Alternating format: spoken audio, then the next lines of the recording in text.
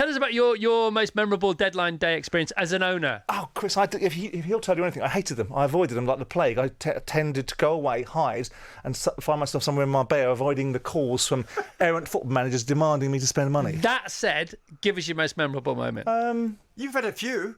I'm trying to think one off the top of my head. You got a few good ones in. Yeah, I mean, I think that there were more to do with missed transactions rather than ones that we got. Right. In terms of players like Michael Carrick, that we tried to sign from West Ham, who refused to talk to my manager at the time, which amused me greatly because I didn't much like the manager.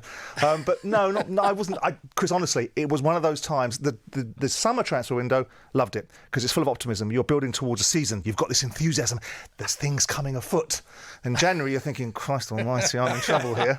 So very different dynamic. I cannot escape this man. They send us to the World Cup in Qatar, right, and he's in the next room to me. I mean, I cannot escape him. Everywhere I go, down to breakfast, he's saying, wait, where have you been? Where have you been? I mean, what? You say that a lot of people in your book, you say a lot of people in your position, they sort of voice their opinions about football. That's not your job. Your job is to be a vessel of information and communication. And, you know, I know this about this situation. How do you think it'll affect this situation? It's up to Simon and players to give their opinion. Yeah. But you do say in the book, in chapter 2, you talk about, I do have a few ideas about football, you know, and if I could change the odd rule or two, you know, I do know what I'd do. If you could give football one new, I know, lane. I think where we've got to is maybe, I don't know if you'd agree, Simon, let's scrap offside altogether. Make it an open playing field. I mean, my God, some of the examination and re-examination that we do with VAR. I think move towards educated, balanced journalism.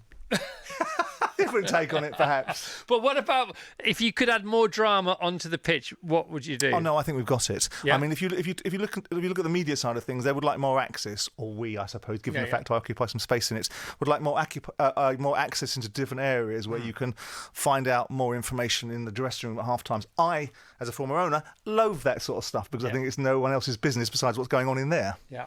Did you watch Ted Lasso? I did not, but I know that I watched one episode, couldn't get into it, Chris, but people swear by it. No, people swear at the first episode and the second and the third, but you just stick with it and it's... Okay, persevere. A bit like Breaking Bad. Started watching Breaking Bad, bored, and then boom. Brilliant show. I was standing in the garage door last night and I could have been in Breaking Bad. I could have been making my crystal meth. I had the whole hazmat suit on. I had the goggles on. I thought, I'm Walter White. And I was with my son. Marked similarities, I suspect. Yeah, exactly. No, you're right. Well, listen, so today you're on the air 10 till 1, both of you together. Partners in crime, as usual. TalkSport, Jim White. The morning programme with Simon. Guest today? Well, we're supposed to be interviewing Lee Wood, which is why I've come down here to give him the shepherd's hook. Okay. The boxer. We'll get him. We'll grab him. Featherweight world champion. Right. We leave it late, but we'll like it that way. Well, this book is great. Anything else you'd like to say to our audience before you depart to say hello to your audience? I just want to say a big thanks. Thanks to you for promoting it. Cavi Solikol at Sky has co-written it. One.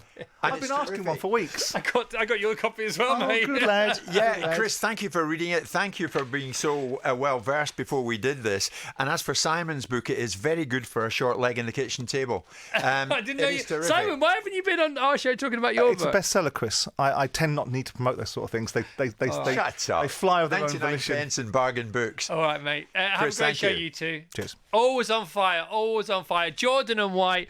TalkSport 10 till 1. That's the right billing. Right, off you pop.